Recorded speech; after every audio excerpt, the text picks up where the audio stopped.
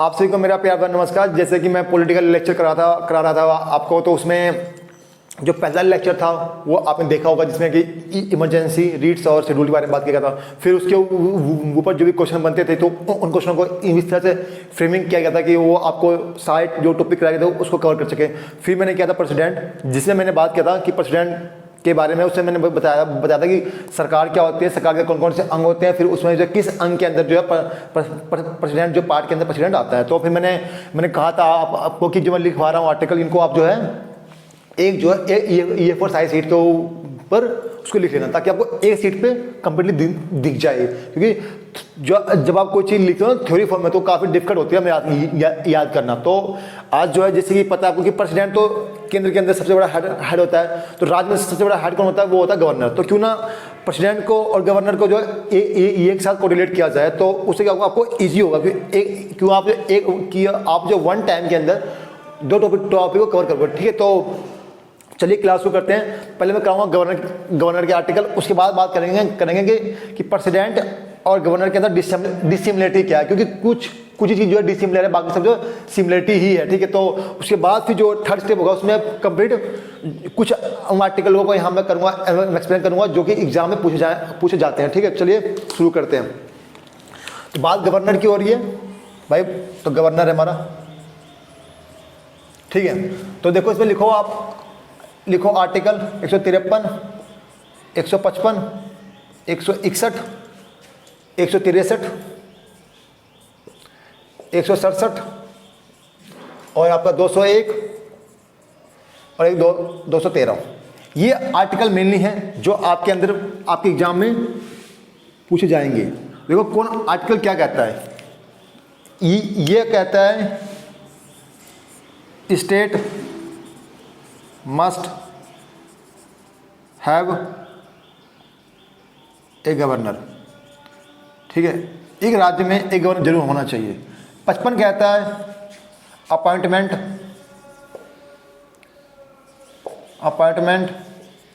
Of governor. देखा, ये क्या है आपका 161 कहता है आपका कि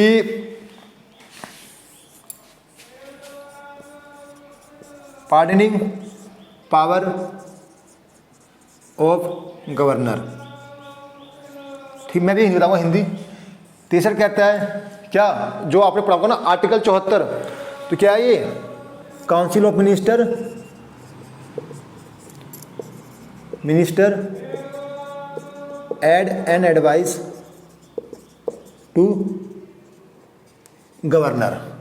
68 कहता है कि chief minister furnishes information to किसको, गवर्नर को। 201 कहता है क्या, आपने पढ़ा होगा 201 ये कहता है कि power of president council of, हाँ 201 ये कहता है कि bill reserved by governor for consideration to president. मैं सब चीज़ लिखवाऊंगा, आपको लिख जाओ। ये कहता है ऑर्डिनेंस पावर ऑफ गवर्नर। ठीक है, ये जो कुछ आर्टिकल थे। देखो कि यदि आप करंट अफेयर फॉलो कर रहे होगे, तो जब से लॉकडाउन हुआ है तब से 3 चीज़ें काफ़ी न्यूज में रही है। एक तो आपको प्रेसिडेंट, क्योंकि जब सरकार ने एपिडेमिक एक्ट लगाया तो उस टाइम सरकार ने सारी शक्तियाँ अपने अंडर ले ली थी, मोस्टली सब शक्तियाँ। तो एक तो central state relationship, second president, prime minister और गवर्नर। गवर्नर क्यों है इंपोर्टेंट, जैसे देखा होगा अपने मार्च के अंदर जो है मध्य प्रदेश के अंदर जो गवर्नर का काफ़ी रोल था। क्यों, वहाँ पे सरकार का वो हुआ था बाईपास, और वो जो मेजोरिटी खो चुकी थी। तो अब सेम केस कहाँ हुआ, राजस्थान में। तो वहाँ भी क्या गवर्नर का रोल काफ़ी इंपॉर्टेंट था। तो ये देखो चीज़ों को कैसे आपको करंट से चीज़ों को कोरिलेट कराई जाती हैं, तो ये चीज़ समझनी होती है। तो देखो अब आता हूँ हिंदी कैसे है। 153 कहता है कि स्टेट के अंदर क्या होना चाहिए, गवर्नर। सेम देखो, तो राष्ट्रपति ब्लू, ठीक है। तो इसमें देखो 153, 155, 161, 163, 167, 201 और 213। तो ये देखो आपको है कि चीज़ों को कैसे कोरिलेट करना है। तो यहाँ देखो 201, तो आप बताओ प्रेसिडेंट कौन से आर्टिकल के अंतर्गत था हमारे, जो मैंने बताया था प्रेसिडेंट था 52 के अंतर्गत था। और फिर देखो 161 क्या क्या क्या क्या क्या कहता है, पार्डनिंग पावर ऑफ गवर्नमेंट, मतलब मर्सी पिटिशन, कि किसी को दया आचना देनी है, कोई मान लो किसी को मान लो सजा हो गई है तो वो अपनी सजा को माफी कहाँ देगा, तो दो जगह देगा, या तो प्रेसिडेंट को या तो गवर्नर को। तो गवर्नर को राइट कहाँ पे है 161 में, और प्रेसिडेंट को राइट कहाँ है, प्रेसिडेंट को राइट है आपका आर्टिकल 72 के अंतर्गत, ठीक है। ये हो गया। फिर क्या है कि गवर्नर जो भी काम करेगा किसके नाम किसकी सलाह पे, council of minister to aid and advice, जो काउंसिल ऑफ मिनिस्टर जो होंगे स्टेट के अंदर उनकी सलाह पे गवर्नर काम करेगा। ये बोलता है आर्टिकल 163 किसके लिए, गवर्नर के लिए। और यही चीज जब बात आती है सेंट्रल गवर्नमेंट की, मतलब केंद्र सरकार की, तो वहां पे कौन सा था आर्टिकल 74 था इसी काम के लिए, फॉर प्रेसिडेंट के लिए। और यहाँ क्या है आर्टिकल 167, ये कहता है कि ये सीएम की, ये जो चीफ मिनिस्टर की ड्यूटी है, जो मुख्यमंत्री की ड्यूटी है कि वो जो है गवर्नर को हर एक न्यूज से कराए अपडेट। सेम कहाँ था प्राइम मिनिस्टर के लिए, किसमें, आर्टिकल 75 के अंतर्गत। तो कि ड्यूटी ऑफ प्रेसिडेंट है कि वो प्राइम मिनिस्टर की जो प्रेसिडेंट को करे ऑडिट। यहाँ देखो क्या है 201, bill reserved by the governor for consideration of president, मतलब राज्य में भी कोई भी बिल बनेगा तो उसको जो है कंसिडरेशन के अंदर साइन किसके होंगे, गवर्नर के। यदि गवर्नर को लग रहा है कि कोई बिल एक अकॉर्डिंग टू कॉन्स्टिट्यूशन नहीं है तो वो कहाँ भेजेगा, मान लो उसको कुछ सलाह चाहिए तो भेजेगा प्रेसिडेंट के पास। तो इनका कौन सा 201 के देगा अंतर्गत। और यही बात जब प्रेसिडेंट की आएगी तो कौन सा आर्टिकल है,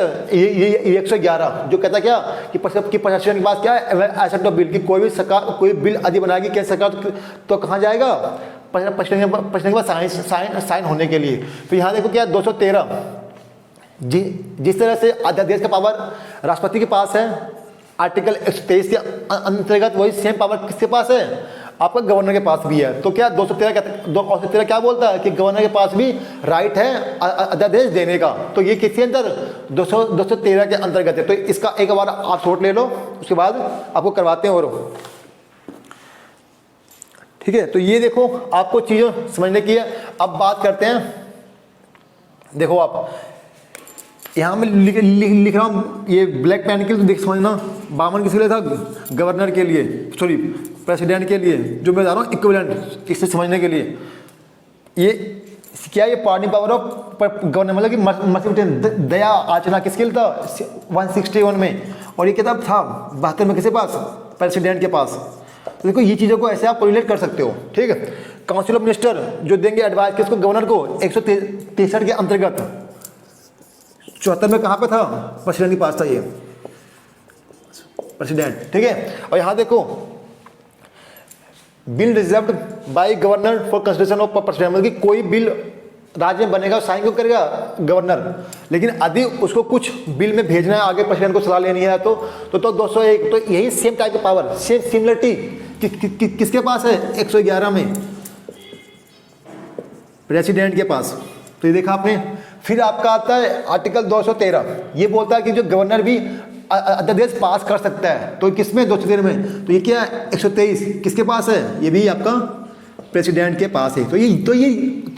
तो आप ये देखो कि इनमें कितनी सिमिलरिटी है। तो कैसे चीज़ों को आप कोरिलेट कर सकते थे, लेकिन आपको यदि पता होता तो, ठीक है। यही सेम देखो यहाँ क्या कहता है कि 167 कि जो मुख्यमंत्री है उसकी ड्यूटी है, उसका कर्तव्य है कि वो जो गवर्नर को हर एक जो भी क्रिया हो रही है, कोई भी काम फंक्शन है, वो किसको बताए, गवर्नर को। 167 में यही काम केंद्र सरकार में कौन करता, केंद्र के अंदर करता कौन है आपका, 78 में कौन, प्राइम मिनिस्टर, सॉरी एक मिनट, किसके लिए है ये भी प्रेसिडेंट के ही लिए है। तो ये देखो आप लिखा गवर्नर, पहले मैंने पढ़ा क्या था आपको, प्रेसिडेंट। क्यों, क्योंकि आपको ये आर्टिकल पता होने चाहिए थे। उसके बाद मैंने आज क्लास में क्या कराया आपको, मैंने कराया गवर्नर, कि गवर्नर से कैसे चीज़ों को कोरिलेट करोगे आप। तो देखो ये जो ब्लैक पेन से लिखा गया है ये फॉर द गवर्नर के लिए है, इनके बारे में डिफाइन किया गया है। फिर जो मैं बताया कि कैसे गवर्नर और प्रेसिडेंट दोनों एक इक्वल रैंक में हैं, लेकिन कुछ डिसिमिलरिटी है, वो अभी बात करेंगे, तो ये इसको नोट कर लो आप। तो मैं अब मुश्किल से 5 मिनट के अंदर बताऊंगा गवर्नर के बारे में, उसके बाद हम किस पे आएंगे, प्रेसिडेंट के ऊपर। तो देखो आपका अब बात करते हैं प्रेसिडेंट की, सॉरी गवर्नर के बारे में। इसको अब मैं रफ करता हूं, यदि आपने कर लिया होगा तो, या फिर इसका ले लो आप इसकी शॉट। तो चीज़ों को ऐसे यदि आप कोरिलेट करोगे तो आपको इजीली में समझ में आएगा। और कभी भी आपको न्यूज आप करंट अफेयर करते हो तो यदि दिख रहा है कि आज बात गवर्नर की आ रही, तो एक बार अपने नोटबुक उठाओ और देखो कि गवर्नर को क्या शक्तियां दी गई हैं संविधान के अंदर, कि वहीं से फिर आपको जो करंट से वो सब कुछ बनाते हैं एग्जाम में, क्योंकि उनको सपने नहीं आते कि चलो सीए की पूछते हैं आज। तो 2 मिनट में 5 मिनट ले चले गवर्नर पे, इस बात करेंगे किसी प्रेसिडेंट के ऊपर। तो देखो क्या आपका गवर्नर क्या होता है। गवर्नर देखो ये पार्ट ऑफ होता है स्टेट, क्या होता है ये होता है nominated member, nominated by president, या लिख लो अपॉइंटेड बाई प्रेसिडेंट। ठीक, दो में सेम मतलब। थर्ड पॉइंट लिखो अकाउंटेबल फॉर प्रेसिडेंट। ठीक, ये पॉइंट बेसिक है आपको समझने के लिए। इसके बाद देखो क्या आपको समझना है, 7 पॉइंट। इसमें क्या आपको जो एक आया था अमेंडमेंट, वो लिख लेना आप। 7th अमेंडमेंट इसने क्या कहा था। 7th अमेंडमेंट 1956 इसने क्या कहा, इसने ये कहा कि एक ही पर्सन एक से अधिक राज्य का गवर्नर हो सकता है। मतलब क्या कहा इसने कि अपॉइंटमेंट ऑफ से पर्सन, मतलब एक पर्सन, मान लो मैं गवर्नर हूं, मैं मान लो बिहार का गवर्नर हूं, तो मैं यूपी का गवर्नर हो सकता हूं। तो ये क्या बोला,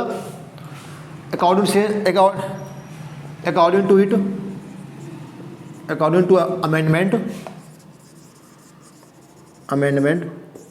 1 person serve as a governor of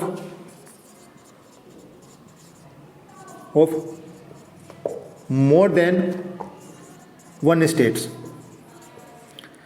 जिससे आपने कई बार देखा होगा कि यूपी की मध्य प्रदेश का भी गवर्नर एक है और जो है एमपी का भी गवर्नर, सॉरी यूपी का भी गवर्नमेंट है, तो वो यही था अमेंडमेंट जो आया था। तो ये था आपको मेरे को बताना गवर्नर के बारे में। और मैं बताऊंगा आपको डिसेबिलिटी। मैंने क्या कहा था कि 90% जो गवर्नर के अंदर और जो राष्ट्रपति के अंदर जो है सिमिलरिटी है। तो लेकिन बात है कि मैंने क्या कहा था 100 में से 90% क्या सिमिलरिटी, 10% क्या है डिसेबिलिटी। तो डिसेबिलिटी क्या है इसको मैं अभी बताऊंगा, उसके बाद बात करेंगे प्रेसिडेंट पे। फिर उसके बाद जो शक्तियां प्रेसिडेंट के पास है, सेम शक्तियां किसके पास रहेगी, गवर्नर के पास। तो वो चीजें को करते हैं। आप देखो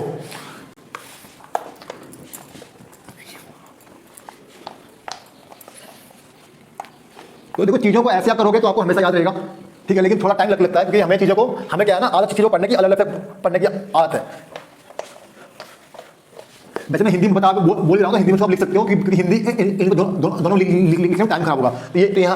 तो यहाँ लिखो this similarity between president and governor. देखो मैंने ये एक लिखा, सिर्फ लिखूंगा 4 पॉइंट, प्रेसिडेंट और आपका गवर्नर।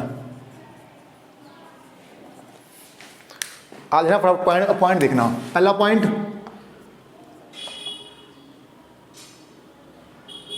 ये क्या होता है, नॉमिनल एग्जीक्यूटिव हेड। इसको इसमें जाओगे आप कंफ्यूज हो तो सीधा लिख लो, जो बता रहा हूँ बेसिक अंतर है मैंने वो देख लो आप। पहला पॉइंट ये क्या होता है, इलेक्टेड। ये क्या होता है, नॉन इलेक्टेड, ठीक है। Second point, removed by special proceeding known as impeachment. देख रहे हो क्या आपका इम्पीचमेंट है, by simple way, removed by president by simple order.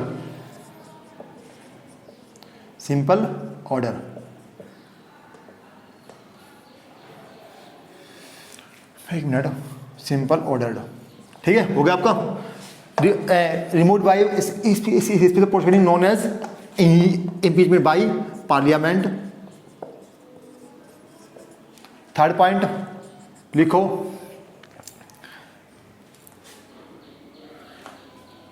इसमें एक मिनट रुक जाओ, हाँ एक मिनट रुक जाओ। थर्ड पॉइंट इसका होगा रिमूव प्रेसिडेंट। थर्ड पॉइंट लिखो, he appoint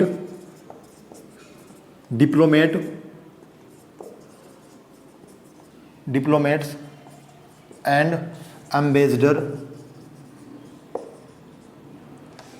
in other countries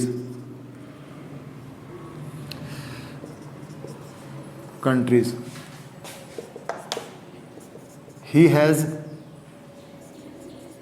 no such power।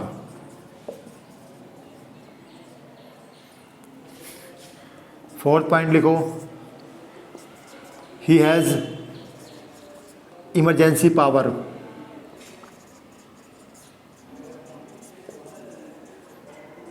मैं लिखता हूँ यहाँ पे 356, 360 और 352, ठीक है।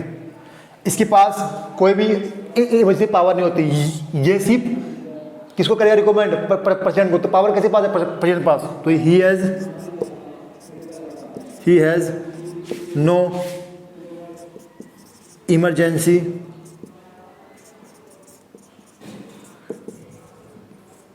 पावर, ठीक है। फिफ्थ, ही हैज सुप्रीम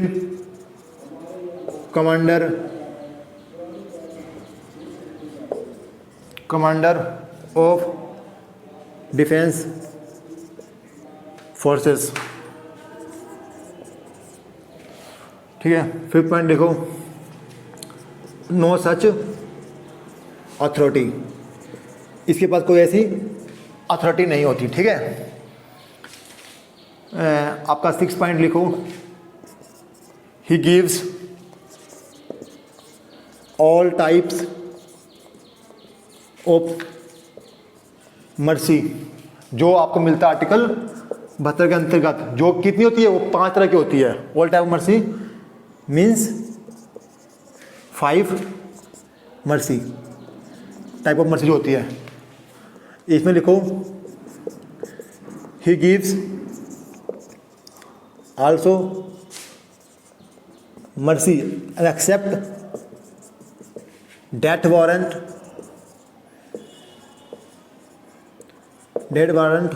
और कोर्ट मार्शल। समझ रहे हो? तो ये देखो बेसिक अंतर है किसी बीच में, गवर्नर और आपके प्रेसिडेंट के बीच में। इसके बाद जो क्लास कराऊंगा उसमें जो पावर इसके पास है, पावर ही इसके पास है। सेकंड पॉइंट लिख लो, all central constitutional post appointed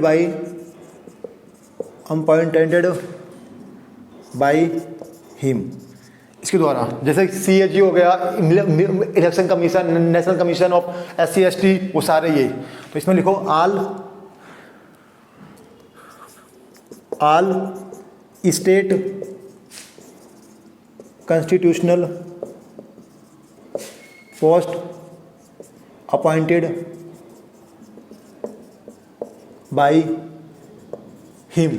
मतलब जैसे हो गया आपका ना एक तो अपना नाम सुना होगा अटॉर्नी जनरल ऑफ इंडिया, एक नाम सुना होगा अपने स्टेट में भी वो ये होता है वकील, तो उसको क्या बोलते हैं स्टेट। तो ये देखो आपकी बात। और जैसे होता है पीसीएस कमीशन जो होता है ना स्टेट पीसीएस का भी है, को भी अपॉइंटमेंट को गवर्नर करता है, और जो यूपीएससी को कौन करता है हेड प्रेसिडेंट। तो ये थी dissimilarity between the governor and states. मैं इसको कहता हूँ रिपीट। ये होता है इलेक्टेड मेंबर, ये होता है non elected member, remove by special proceeding known as impeachment by parliament, removed by president by simple order। ठीक है। he appoint diplomats and ambassador in other country, he has no such powers। ठीक है। he has emergency power, 3 article के अंदर he has no such power। ठीक है। he has supreme commander of defense forces, yes, no such authorities। ये क्या है, he gives all type of mercy petition, जो 5 तरह की होती है, he gives also mercy petition except death warrant।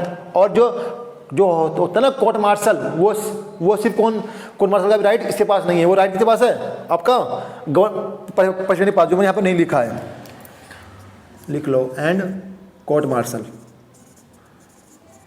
Court martial. ठीक है। देखो all central constitutional post appointed by him, all state constitutional post appointed by him. तो ये देखो अंतर था इनके बीच में।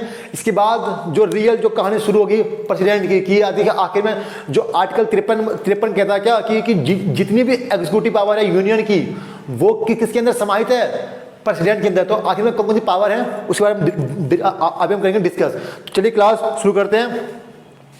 तो क्लास देखो आपको इंटरेस्ट आ रहा हो और आपको लग रहा हो अच्छा, तो इसको प्लीज लाइक करें और दूसरों को भी दिखाएंगे। देखो इतना अच्छा से क्लासेस चल रही है आपकी दिल्ली पुलिस की डीपी की। तो ये देखो आपको पॉलिटिकल आ रहा हूँ मैं। इसके बाद जब पॉलिटिक खत्म होगा तो मैं कहूँगा आपको ज्योग्राफी। तो ये चीज़ों को समझो और करो, और जब तक आप रोज सेट नहीं लगाओगे जीएस का, आपके नंबर इंप्रूवमेंट नहीं होंगे, चाहे आप किसी से पढ़ो। आप जो है रोज कम से कम वीकली 3 सेट लगाओ दिल्ली पुलिस के, क्योंकि जीएस ही आपको पास या फेल कराएगी, क्योंकि मैथ रीजनिंग कोई भी कर लेगा।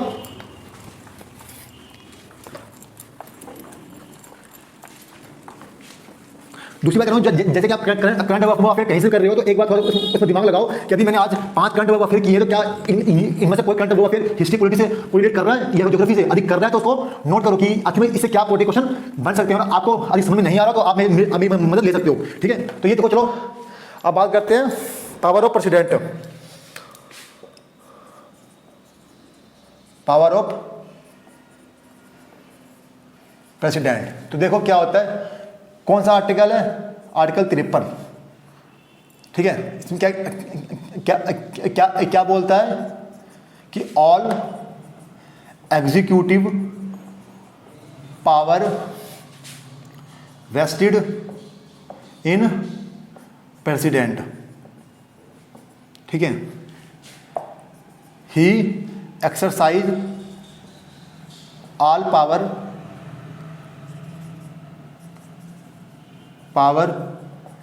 with the help of advice of council of minister। ये कहता है आर्टिकल 74। ये एक बेसिक था बताने के लिए कि आखिर में किस आर्टिकल के अंतर्गत कहा गया है कि ये जो है हमारा चीज़ों को करेंगे। तो ये देखो आपने कर लिया। अब मैं बताता हूँ, इसको भी मैं रफ करता हूँ। ठीक है। ये अपना कहानी खत्म हो गया। अब इसके बाद जो क्लास है उसमें देखना चीज़ों कैसे आपको कोरिलेट करना है जब भी आप पढ़ो। ठीक है। एक तो ये बोर्ड है, जल्दी रफ नहीं होता। तो पहले नंबर कौन सी पावर है, देखो आप, मैं लिखा छोड़ रहा क्योंकि मुझे इसी में अब सब करवाना है। अब आपको कौन सा है, एग्जीक्यूटिव है, ठीक है, लेजिस्लेटिव है, और क्या है, डिप्लोमेटिक है, और फाइनेंशियल है, और एक क्या आपकी इमरजेंसी है। ठीक है। कितनी पावर हो गया आपकी, 5 पावर होगी जो मुझे अभी याद आ रही है। ठीक है। एग्जीक्यूटिव, लेजिस्लेटिव, डिप्लोमेटिक, फाइनेंशियल और इमरजेंसी पावर। और कुछ होती है उसकी एक्स्ट्रा ऑर्डिनरी पावर जिसे बोलते हैं जुडिशरी पावर। जुडिशरी नहीं बोलते उसको, बोलते हैं एक्स्ट्रा ऑर्डिनरी पावर। लिख लो जुडिशरी, जो दिल्ली आज पढ़ते आ रहे हो तो जुडिशरी पावर, जुडिशियरी पावर, ठीक है। तो अब देखो तो देखो ये चीज़ें छोटी हैं, पहले इन्हीं की बात करेंगे। तो पहले बात की हमने इमरजेंसी की, तो मैंने ये इस पर एक सेपरेट लेक्चर लिया है। तो 3 आर्टिकल इसके अंतर्गत आते हैं, 352, 356 और 360, ठीक है। ये होती है आपकी national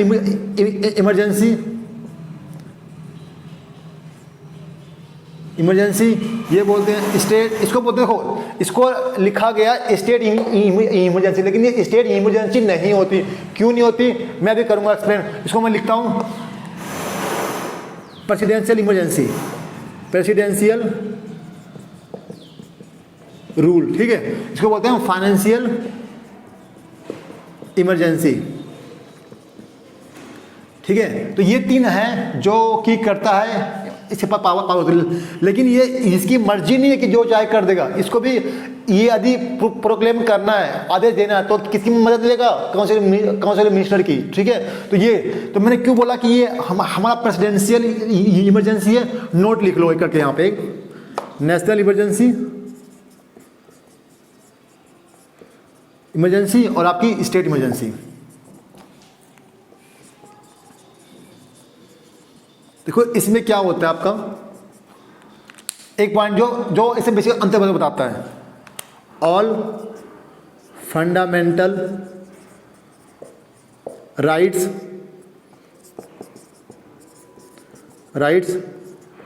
are suspended in national emergency, ठीक है। इसमें क्या होता है आपका, इस पॉइंट के अंदर no any right, no any fundamental, एक minute, fundamental rights are suspended.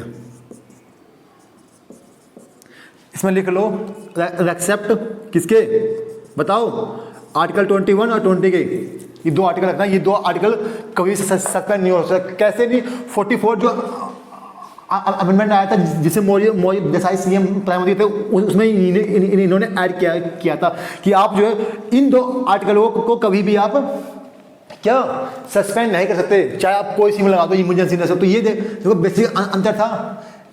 ये आपका क्या हो गया, फाइनेंशियल, मैंने बात कर ली आपकी इमरजेंसी की। अब बात किसी करते हैं हम, देखो फाइनेंशियल की, फाइनेंशियल देखो आप, पहला बात फाइनेंस कमीशन अपॉइंट, एक minute, finance commission appoint by him, ठीक है। अब कौन करता है, यही करता है। कौन से आर्टिकल है, 280 में होता है फाइनेंस कमीशन, ठीक है। और finance commissioner appointed by him, ये मैं भी लिखाऊंगा एक जगह और एक लिख लो। 281 आर्टिकल क्या कहता है, 281 article state about distribution of क्या आपका, किसको, distribution of revenues between state and union. तो जो पहले थे फाइनेंस कमिश्नर, मैंने क्या बताता है, NR नैयर थे, और जो अभी जो प्रेजेंट में कौन है हमारे, नंदकिशोर सिंह। तो ये याद रखना, ये फाइनेंशियल पावर इसकी हो गई। अब आते हैं डिप्लोमेटिक पावर में, क्या होती है इसकी डिप्लोमेटिक पावर। ये देखो डिप्लोमेटिक पावर कुछ क्या है, all diplomats ambassador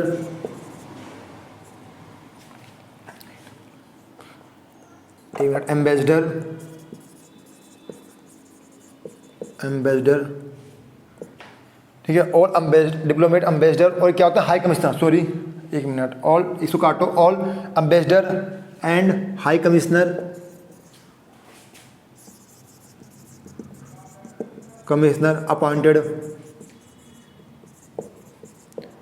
appointed by him.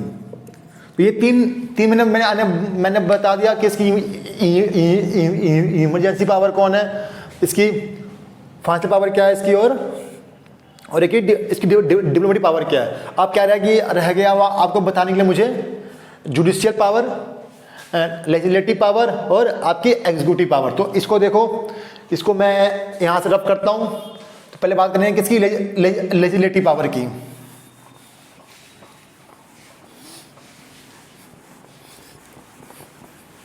तो देखो ऐसे है रोस्टर फॉर्म में चीज़ों दिखाना, क्यों आपको थ्योरी नहीं लिखना, आपको लिखना सिर्फ की पॉइंट, कि की पॉइंट क्या है बस, कि की पॉइंट तो पूछेगा हमसे, चाहे कोई भी एग्जाम हो, क्योंकि जो भी होता है ना एग्जाम एमसीक्यू, उसमें की पॉइंट ही पूछता है हमसे वो।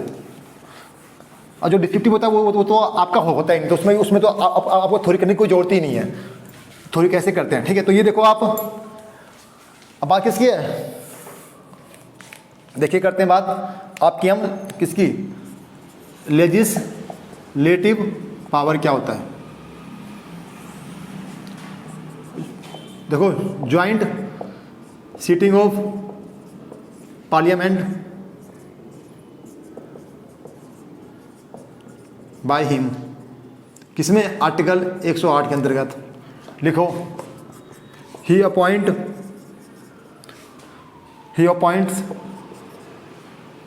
12 members इन राज्यसभा, एक minute, Rajya Sabha and 2 member in Lok Sabha. लिख लिया आपने। इसके बाद इसकी लेजिस्लेटिव पावर, मनी बिल, एक minute, money bill present in parliament with his recommendation, एक मिनट जाओ, रिकमेंडेशन। ये देखा आपने, हो गया मनी बिल। और क्या बताना बताऊँ, ये 3 चीज़ तो आपको पता होगा कि ये इसकी मैनेजमेंट जो पूछता है आपके एग्जाम के अंदर। ये तो मनी बिल कौन से आर्टिकल में आता है, तो आर्टिकल आपसे 110 में आता है, ठीक है। 109 कहता है कि स्पेशल प्रोविजन क्या है मनी बिल के बारे में। तो ये आपकी थी लेजिस्लेटिव पावर। अब आते हैं आपकी एक्जीक्यूटिव पावर में। तो इसकी एग्जीक्यूटिव पावर देखो आप क्या क्या है इसकी। तो ये चीज़ों को समझने का होता है, किस्मत ही खराब है तो।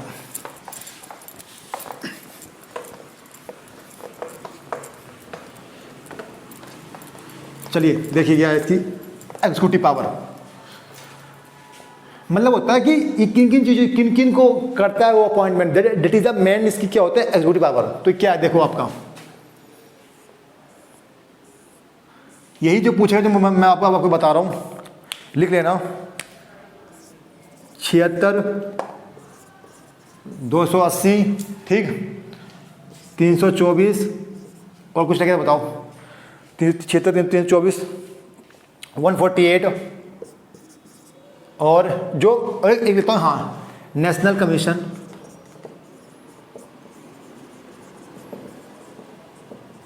कमीशन ऑन SC ST और OBC। जो नेशनल कमीशन का गठन जो होता है ना, जो गठन करता है वो कौन करता है, ये करता है। तो ये मैंने क्या लिखा है, कुछ तो इसका मतलब होगा, इसमें आपका आता है अटॉर्नी जनरल ऑफ इंडिया, ठीक। ये आपका क्या आता है, अटॉर्नी जनरल ऑफ इंडिया। तो इसमें देखो ये होता है 280 में क्या आता है, फाइनेंस कमीशन, जो अभी कुछ देर पहले हमने बात किया था, फाइनेंस कमीशन। इसमें क्या आता है आपका, इलेक्शन कमीशन। इसमें क्या आता है आपका, CAG, कौन सा? Computer auditor general of India. तो ये बताओ कौन है अभी कंप्यूटर जनरल? ये हमारे मुर्मू साहब हैं जो अभी लेफ्टिनेंट गवर्नर थे, कहाँ के? जम्मू कश्मीर के, उनको हमने यहाँ बुलाया। तो ये देखो क्या था, एग्जीक्यूटिव किसको डायरेक्ट करता है एग्जीक्यूट। तो ये जितने नाम मैंने बताए ना आपको, सिर्फ इनको छोड़ दो, इसको एक मिनट के लिए तो मिली, ये सारे पता है रिपोर्ट किसको करते हैं? सीधा इसको रिपोर्ट करेंगे, किसको? प्रेसिडेंट को। तो ये था आपका पावर, सिर्फ रह गया जुडिशरी पावर। जुडिशरी पावर क्या है? इसको देने का राइट है क्या? Mercy petition. तो मर्सी पिटिशन 5 तरह की होती है, जो आपको लिखना है, लिख लो यहाँ पे। जुडिशियल पावर इसको आर्टिकल 72 के अंतर्गत दिया गया है। ये होती है 5 तरह की आपकी, सिर्फ बता देता हूँ आपको कौन कौन सी है आपकी। पार्डन, ठीक है, और आपकी क्या है? पार्डन आपकी है, आपकी पार्डन है, कमोशन है आपकी, कम्यूटेशन, ठीक है, और आपकी क्या क्या आपकी थी? रिमिशन, और आपकी है रिप्राइव, एक मिनट, रिस्पाइट, एक लिखाता हूँ आपको, और यहाँ लिख लो आप रिप्राइव।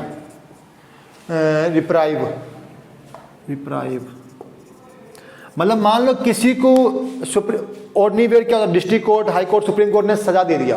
अब उसके पास एक और है अधिकार की हायर अथॉरिटी, जिसके पास जाके ये बोल सके कि यस मेरी आज सजा माफ कर दो। तो पार्डन मतलब क्या होता है? आपकी जो सजा थी वो बिल्कुल माफ कर दिया, भाई जा तू अब अपनी जिंदगी जी। ये होता है पार्डन, कि आपने, चलो मेरे को फांसी सजा हो गई, मैं गया प्रेसिडेंट के पास, प्रेसिडेंट ने मेरे दया आचर कर दी, हाँ भाई चल तू जिंदगी में मजे ले। तो मतलब जो मेरी सजा थी फांसी की वो बिल्कुल कहीं खत्म हो, अब मैं आराम से घर में जीऊंगा आराम, ठीक है। ये होता है पार्डन, मतलब जो सजा थी बिल्कुल ही खत्म कर दी गई। फिर आपका क्या होता है? कमोशन में क्या होता है आपको? भाई साहब मैं गया जी, मेरे को सजा हो गई फांसी की, इसको आप जो है कमोशन दिए, मतलब कि एक फॉर्म से, मतलब फांसी सजा को किसी फॉर्म में चेंज कीजिए। तो मतलब कि मान लो सजा फांसी की थी, मेरे को कर दिया इन्होंने, चलो भाई तुम जो 20 साल या 30 साल जेल में। क्या होता है? चेंज ऑफ क्या? सेंटेंस। जो आपको कहा गया है, आपको जो दिया गया है पनिशमेंट, उसको एक फॉर्म से दूसरे फॉर्म में चेंज करना, आइदर चेंज इन पनिशमेंट। क्या कहता है? परमिशन। इसमें क्या होता है? टोटल क्या कहना? रिलीज करना। सिंपल लिखो रिलीज, इसमें लिख दो चेंज इन पनिशमेंट। ये मैंने सिंपल बताया आपको, लीगल टर्म, मतलब सिंपल वे में पनिशमेंट। अब आता है रिमिशन। तो रिमिशन क्या कहता है? भाई मैं गया कि जी मेरे को सजा होगी 20 साल की, इन्होंने ठीक है, तेरे को हम बिल्कुल माफ तो नहीं करेंगे, तेरे को ऐसी सजा है ना 20 साल की, इसको कहते हैं 10 साल का। तो इसमें क्या है रिमिशन के अंदर? To reduce punishment. समझ रहे हो? अब रिस्पाइट क्या होता है? देखो रिस्पाइट की बात आई, तो रिस्पाइट क्या कहता है? ये कुछ मिलते हैं आपको, मिलते हैं स्पेशल केस के अंदर। इससे पहले पढ़ लो आप रिस्पाइट, पढ़ लो रिप्राइव। रिप्राइव कहता है कि यार मान लो किसी को सजा देनी है, फांसी जो कुछ देनी है, उसकी उस टाइम मेंटली हालत कुछ भी है, सही नहीं है, या फिर उसकी फैमिली के अंदर कहा कि यार इसकी सजा को कुछ डिले किया जाए, जो सजा देनी है उसको थोड़ी देर डिले किया जाए। तो ये मोस्टली कहाँ करते हैं? You reprieve in death sentences. लिख लो रिप्राइव में होता क्या होता है? To delay in punishment. किसमें? आपका रिप्राइव के अंदर, ठीक है। Second point, used in death sentence. किसमें? रिप्राइव के अंदर। और रिस्पाइट क्या होता है? स्पेशल केस के अंदर। स्पेशल केस मतलब क्या होता है कि कोई मान लो मेंटल पागल हो गया, तो उसको मिलेगा जो वो जाएगा कि किसी रिस्पाइट के लिए। कोई मान लो लेडी प्रेग्नेंट है, वो लेगी क्या? रिस्पाइट जाके माने, क्योंकि ये क्या है? स्पेशल केस है, जो कि नेचुरली किसी को हो सकता है। तो ये थे आपका रिट था। तो देखो क्लास कैसे लगी? एक चीज रह गया जो काफी इंपॉर्टेंट है, जो कि आप पूछता है एग्जाम में, वो क्या है? इम्पीचमेंट। कि आखिर में चीज क्या होती है? आपने सुना होगा इम्पीचमेंट। तो ये चीज मैं दोबारा से रिवाइज करवाता हूँ कि आपको याद रहे। सिंपल, जुडिशियल पावर 72 के अंतर्गत है, लेकिन कई बार ये भी सोचना कि जुडिशियल ये जो पावर है सुप्रीम कोर्ट साथ नहीं, ये बिल्कुल अलग पावर है इसकी। ये कभी भी हमारे जो ऑर्डिनरी जो सिस्टम है जुडिशरी का उसको कभी भी ये वॉलेट नहीं करता। यही पावर किसको दी गई है? गवर्नर को भी दी गई है 161 के अंतर्गत, ठीक है। तो constitutive pardon, commutation, remission, respite और रिप्राइव। तो देखो पार्डन क्या भाई, मैंने सजा किया, मेरे को वहाँ सजा होगी फांसी की, मैं गया पछने के बाद सर मेरी सजा माफ़ कर दो आप, मैं बहुत ही जो भी है मतलब मक्खन लगाया, और तो पछने बोले ठीक है चल चल यार तेरे को मैंने माफ़ कर दिया, तो मैं अपना घर आ गया। तो ये तो पार्डन बिल्कुल रिलीज़ कर देना। मैं क्या टू रिलीज़ नहीं लिखो, टू रिलीज़, ठीक। कमिश्नर में गया, मैं कहा सर मेरे को फांसी हो रही है सर, इसको माफ़ कीजिए। इन्होंने कहा नहीं यार तेरा जो है नेचर बहुत अच्छा नहीं था, तेरे को हम ना फांसी नहीं देंगे, तेरे को सजा देंगे दूसरी सजा। क्या मान लो 20 साल 30 साल की सजा, तुम कि जो सेंटेंस रियल में उसको चेंज किया गया दूसरी फॉर्म में। तो क्या इसमें लिखा मैंने, चेंज इन पनिशमेंट, जो एक फॉर्म से दूसरी फॉर्म के अंदर चेंज कर दिया गया। मैं इसको लिख लो, और ओरिजिनल में one form to other form, मतलब heavy to lighter form. Remission में क्या हुआ जी, मैं क्या जी मेरी सज़ा माफ़ कर दो, बोला नहीं यार 30 सज़ा ना तो माफ़ करेंगे ना हम चेंज करेंगे, 30 सज़ा जो हम कम कर देंगे। मान लो सज़ा थी मेरे को 20 साल की, ये सज़ा मोस्टली होती है जो आपको होती है ना साल की सज़ा, उसमें तो बोले ठीक है 23 सज़ा 20 साल की है ना, हाँ जी 20 साल थी, तो 16 ये काम कर तेरा वो करते 5 साल 10 साल जो भी करते हैं। तो क्या होगा, टू रिड्यूस इन पनिशमेंट। फिर आए रिप्राइव में क्या है, मान लो मुझे फांसी होनी है, मैं गया सर कि चलो जी फांसी तो मेरे को होनी है, मेरे घर में शादी है या कुछ भी है, मतलब जो भी फैमिली ग्राउंड पे मेरी फांसी को कुछ दिन के टाल दिया जाए, डेट इज अ रिप्राइव। जो ये आपने सुना था दिल्ली रेप कांड में जो ये सजा फांसी की हुई थी, तो उसमें जो जज थे मतलब क्रिमिनल, उन्होंने क्या किया, पहले तो लगाया उन्होंने पार्डन का लगाया, फिर लगाया कमोशन का। जब देखा कि कमोशन फैला तो क्या लगाया, उन्होंने लगाया रिमिशन का। जब अब रिमिशन फैला फिर उन्होंने क्या लगाया, रिप्राइव का लगाया था। तो ये केसेस थे कि क्या कैसे रिट को आप यूज करना है, तो ये मतलब इन वे को, तो ये था आपको समझने का। कैसा लगा बताना। इसके बाद करेंगे इम्पीचमेंट, इसके बाद अपना प्रेसिडेंट खत्म। इसके बाद जो है आपको मिलेंगे क्वेश्चन।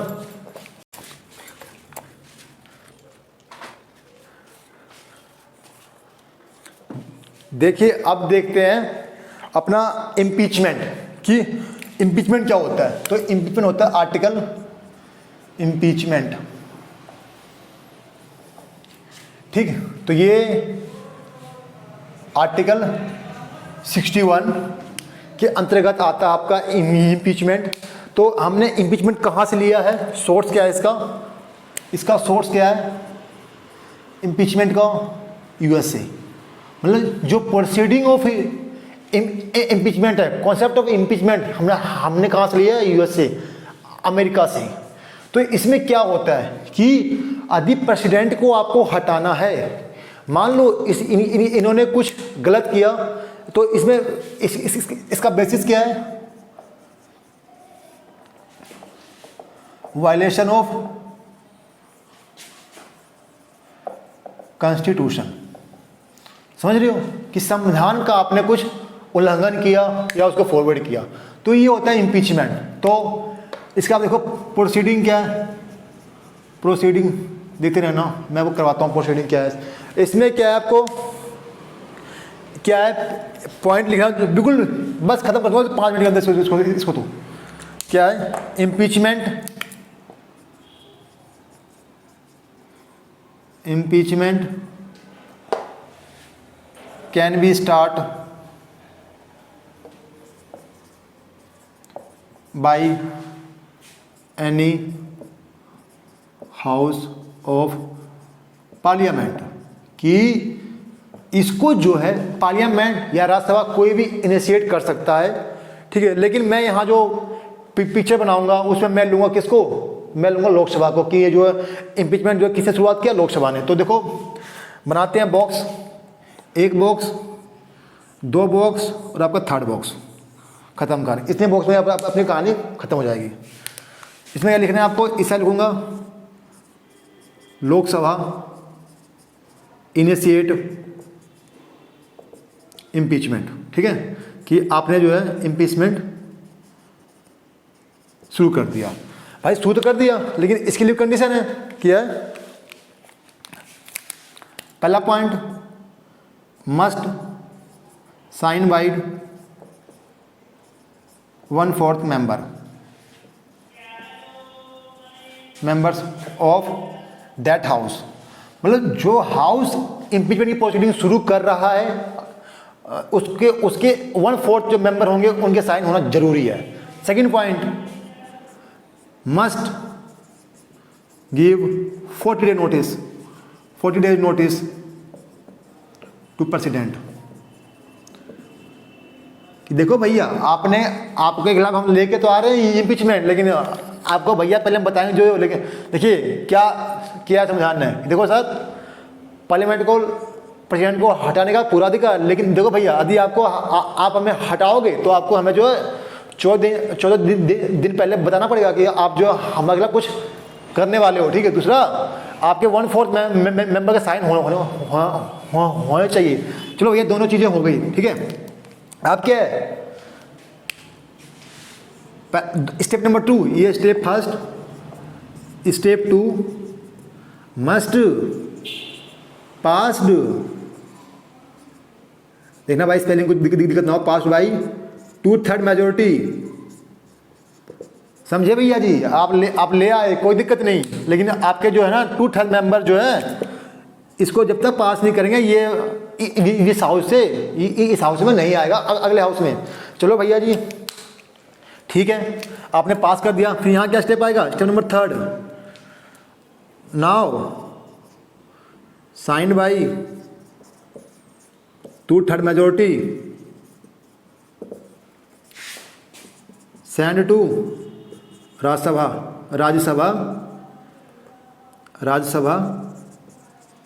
यहाँ लिख लो नेक्स्ट, और ये या फिर अदर हाउस। एक मिनट है, मैं थोड़ा टेक्निकल तो गलत लिख रहा हूँ, यहाँ नहीं, एक मिनट रुक जाओ। Send to other house means Rajya Sabha, क्योंकि मैंने यहाँ पर लिया लोकसभा, तो यहाँ लूँगा किसको, राज्य सभा को। ठीक है। यदि आपने लिया यहाँ पर राज्यसभा को तो कोई दिक्कत नहीं, ये बिल्कुल सेम रहेगा। फिर यहाँ पर क्या आएगा, नीचे लिखा हो लोकसभा यहाँ बस।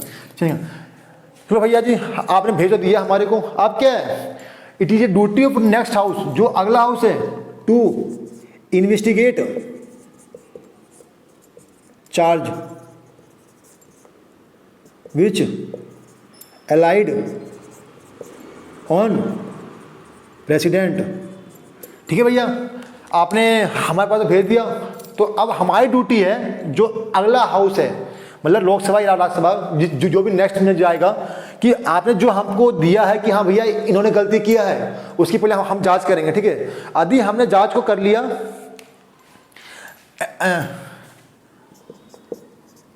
With in duration of investigation president में और may not present before the house. मतलब जब मेरे खिलाफ इन्वेस्टिगेशन जांच चल रही है तो प्रेसिडेंट की ये उसकी मर्जी है कि वो उस हाउस में प्रेजेंट रहे या ना प्रेजेंट रहे। ठीक है। प्रेजेंट रहता है तब भी उसको आप मना नहीं कर सकते, और नहीं है तब भी उसको नहीं कह सकते कि आप यहाँ पे आइए। तो ये देख लीजिए। चलिए भैया, हमने जांच पाया कि जांच सही है आपका, लेकिन उसके बाद भी जो स्टेप नंबर क्या है, 4th आएगा, इसको लेते हैं ब्लू, मतलब ब्लू पेन से। ठीक है। तो देखो स्टेप नंबर 4, इनको भी जो पास होगा 2/3 मेजोरिटी लिखता हूँ, जाओ, पास्ड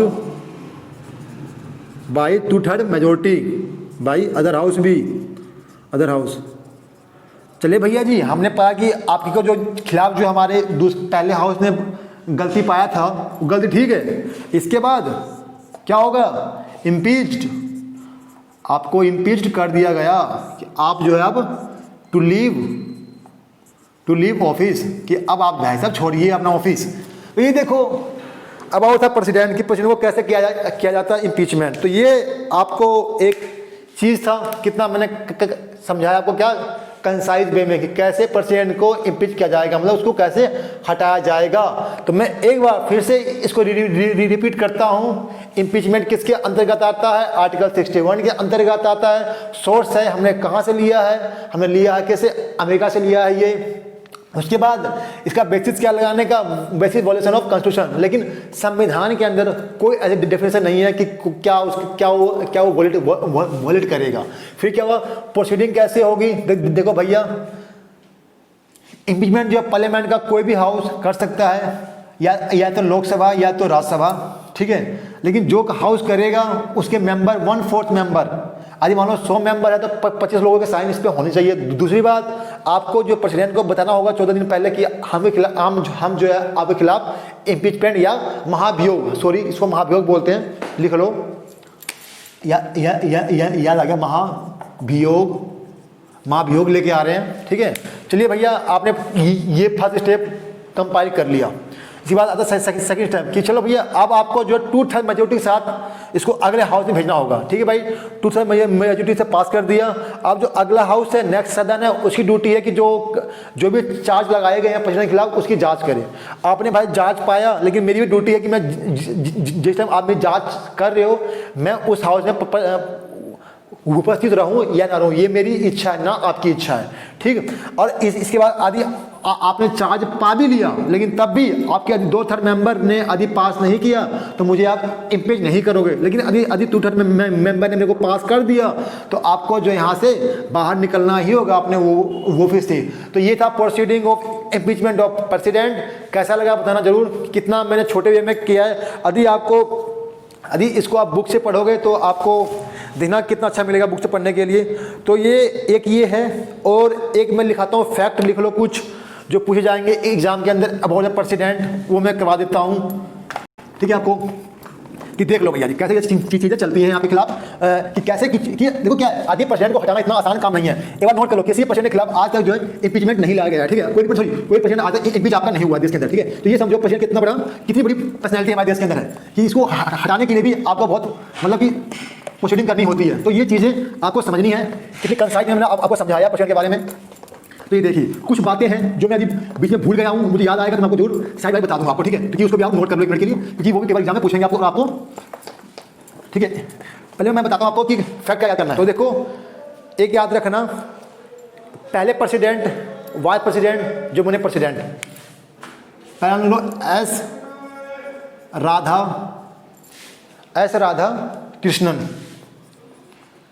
कृष्णन, ये क्या थे? मैं देखो सिर्फ वाइस प्रेसिडेंट, फिर क्या बने ये बने प्रेसिडेंट। तो ये पहले वो थे जो बने vice president. Second bar first who got Bharat Ratna before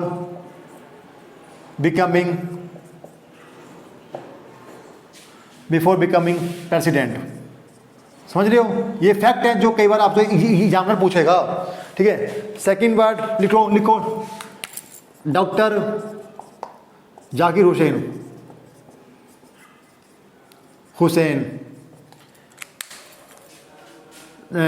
to die during his tenure, मतलब अपने कार्यकाल के दौरान ही ये जो है मर गए थे, ठीक है। और जो फर्स्ट थे लिखो third VV Giri, first working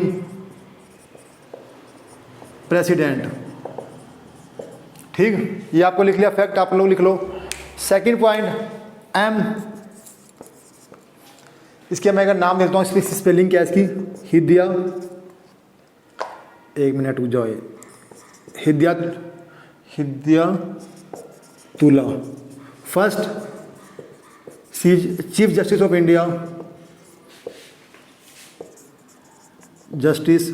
India,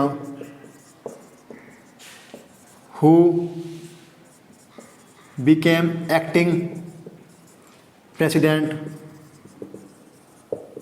of India। देखो ये कुछ फैक्ट थे जो मुझे बताने थे। हाँ एक बार और लिख लो, एक नाम और के बाद पूछेंगे आपको, एन संजीवा रेड्डी, एन नीलम संजीवा रेड्डी, ये क्या थे? अनअपोज्ड प्रेसिडेंट, मतलब unopposed president. Second point, first speaker, second point क्या आपका? First speaker to become president. तो ये फैक्ट थे, आपको लिख लो, आपको याद रहेंगे, या फिर लिख लो, या बाकी मर्जी आपकी है, लिखना और ना लिखना, ठीक है। कुछ चीज़ें मैं बिना क्लास बताना भूल गया था, मैं आपको बता देता हूँ।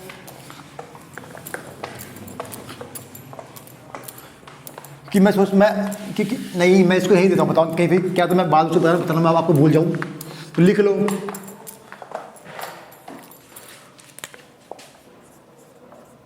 Participated member in election of president, ठीक है। तो कौन कौन होते हैं? जो होते हैं, अभी देखो, जो होते, लिख लो, all member of parliament except, देखो कौन से नहीं होंगे, देखो मैं लिख रहा हूँ तो ब्लू पेन से, except nominated member, except nominated members. कौन कौन से होते हैं वो पता है ना, वो 12 और 1, 12 राज्यसभा में और 1 लोकसभा के अंदर। All state legislative members including Delhi and Puducherry. पता नहीं, पता आपको मालूम है दिल्ली और पुडुचेरी में विधानसभा है, ठीक है। और लिख लो इसमें, और except nominated member of state legislative, ठीक है। थर्ड पॉइंट लिखो, ये तो हो गए। No member of legislative council participate in election of president. समझ गए? चाहे नंबर। अब लिख लो कुछ फैक्ट जो भूल गया अबाउट गवर्नर। जिस तरह से राज्यसभा के अंदर 12 मेंबर ये नॉमिनेट करता है और वही मेंबर जो है ये नॉमिनेट करता है किसमें, लोकसभा के अंदर, उसी तरह से गवर्नर भी जो है आपका 1/6 member of legislative council nominated by governor.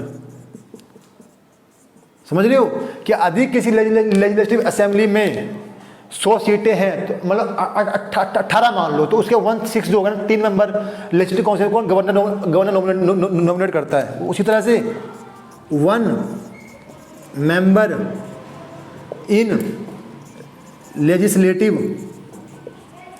Assembly nominated by governor. तो ये थी क्लास आपकी आज की। बताना कैसा लगा, कि मैंने कैसे चीज़ों को मगअप किया है। तो ये इसमें हमने क्या कवर किया, गवर्नर एंड प्रेसिडेंट, बिल्कुल डिटेल वे के अंदर। इसके बाद जो नेक्स्ट लेक्चर आएगा उसमें हम क्या करेंगे कवर, वाइस प्रेसिडेंट और council of minister. Thanks for watching our lecture.